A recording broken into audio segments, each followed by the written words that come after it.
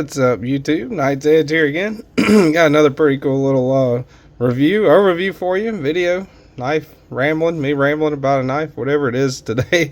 This one was sent to me by none other than Fred the Lug. Big shout out to Fred. Thanks to people like him that I can give y'all regular knife content. So thank you, Fred. Really appreciate it.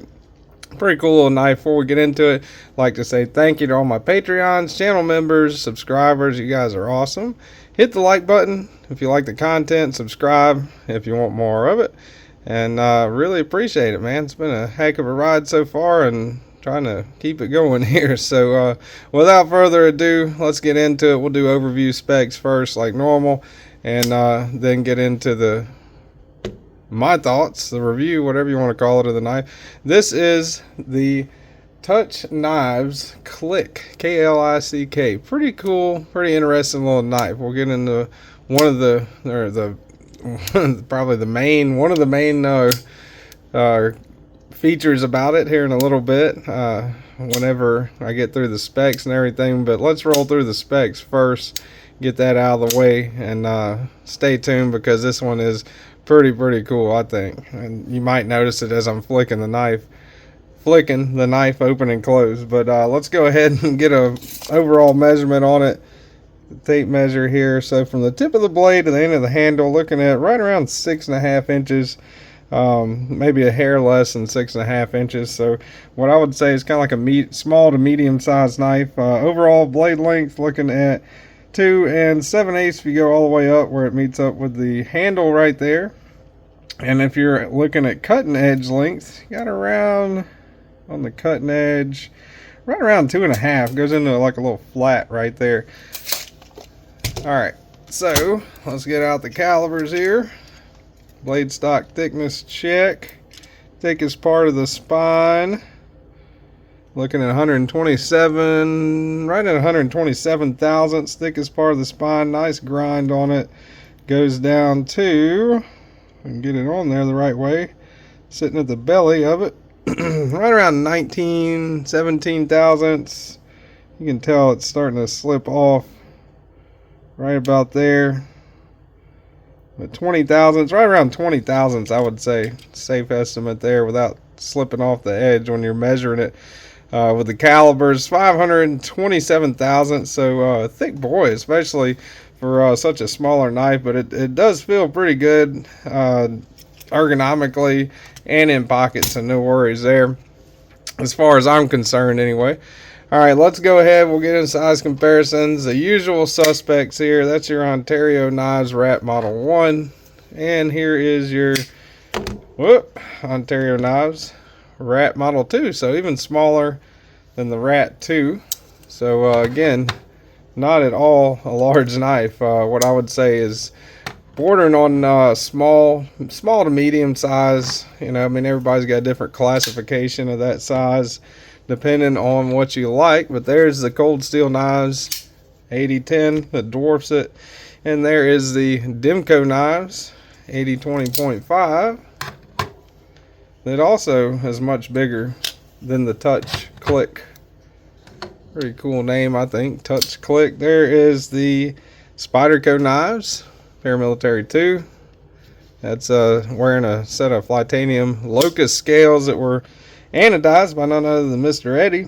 And there is the Maximate version of the Spyderco Knives Para 3, which is again still rather larger than the Klick.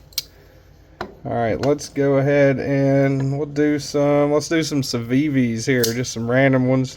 That's your Civivi Knives Spiny Dogfish. There's your Civivi Knives Cubit. Here is your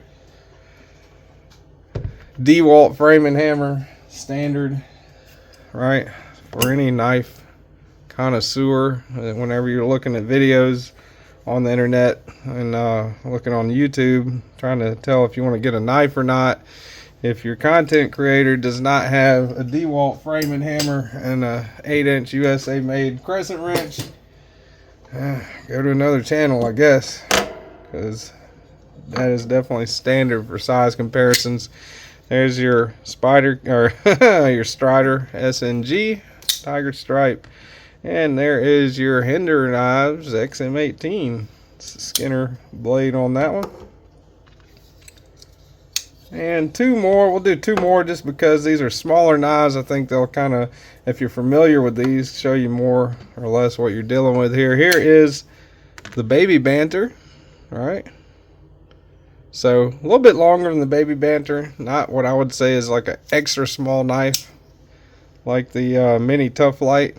Cold Steel Mini Tough Light and the Baby Banter, but still pretty small, but also larger than the Baby Banter. Alright, let's get out the scale here.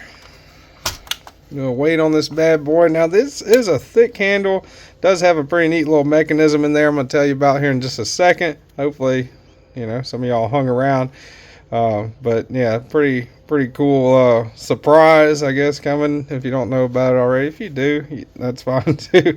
You can just fast forward too. 3 ounces, over the ounce and inch ratio, but still not what I would say is a heavy object. 3.1 ounces what I got there the last time, so 3 to 3.1 ounces. How does it carry in the pocket? Carries pretty well in the pocket. I've had no issues carrying it in my pajamas actually, without much of an issue. So in the blue jeans, that's what you're looking at right there. Alright, so not quite deep carry, but not super shallow either. Not a whole lot sticking out in the pocket. Alright, let's get out the drivers here. Let's do a hardware check. And I think, almost positive, yeah, that's a T6. Just tighten that one up a little bit actually. And that's a T6 on the body screws there. T6 clip screw, T6 lock screw, frame lock, T6. I'm thinking, holy hell, even the pivot's a T6. Single-sided captive pivot.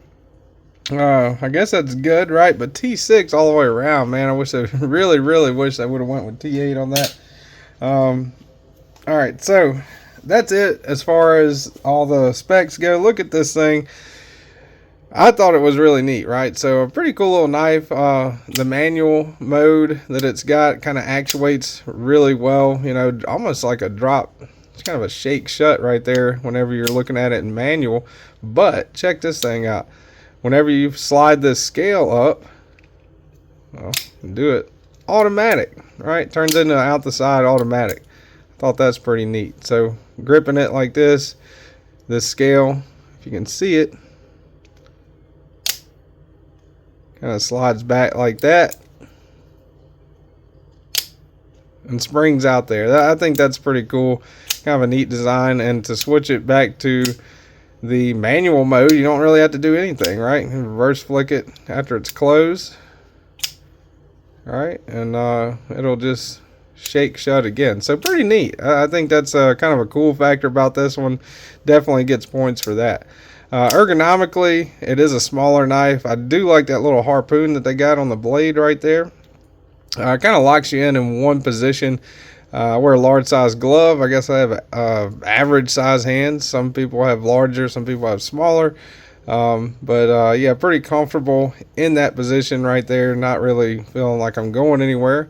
But again, smaller knife, right? So really nice grind on that blade. I like the blade shape. Opening hole, whatever that hole's for, I would guess would be an opening hole, right? It's pretty functional.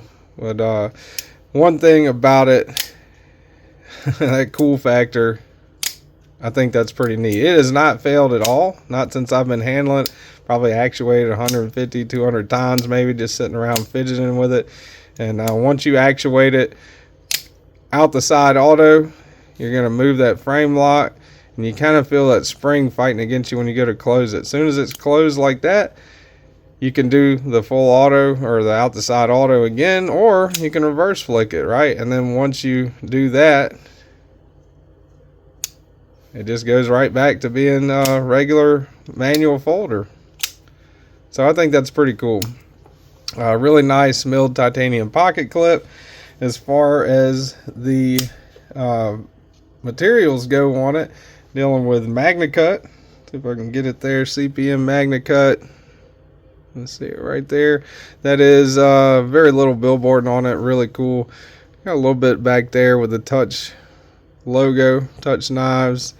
And kind of towards the back, you got like the part serial number right there. It's running on bearings. And one thing that's pretty neat, this is a father-son duo that does these knives. I think that's pretty cool. Kind of like a little father and son right there. I think it'd be a good memento knife, you know. A good memento, good kind of gift from like a son to a dad, or you know, vice versa, something like that. So pretty neat little knife, really, I think. And it definitely gets points for that. Now the price on this thing is kind of high in my opinion for what it is. Magna cut titanium, milled titanium pocket clip. You can pretty much get that for a lot less than what they're charging. Now these guys do USA made knives. They do customs. They make custom knives, but this one is a Chinese made version, so it's OEM through someone. I'm not sure who the OEM is. If you are sure, I couldn't find it online before doing the video, but if you are sure, let me know in the comments. I would love to know, because they did some pretty great work. But I think these, looking at it right now, they are available on touchknives.com. It'll be linked down below in the description, but they go for $404 is the price on it, which is kind of steep in my opinion. But also, one thing with the, you know, with that heftier of a price, you do have the added benefit of oh, it's full on backspace too, right? You do have that added benefit of the cool factor, and I think that's pretty neat, right? So you got that manual, you know, use it in manual, swap over right there, no problem. Pretty seamless actually, swapping over, and it goes without failure every time. I haven't had it fail yet when trying to actuate it out the side or anything like that. And then whenever you're ready to go back into manual, you just go back into manual. There's no button or anything like that you got to press. So pretty cool, man. Overall, I think this is a really great knife with a really cool factor on it. So I'd definitely give it points for that, and definitely take it into consideration for adding to the collection one day. I mean, this is a pretty cool knife. So thank you, Fred the Lug. Appreciate you sending me this one to take a look at. Thank you guys for subscribing, watching. Hit the like button if you like the content. Subscribe if you want more of it. And I'll see y'all on the next one. Thanks for watching.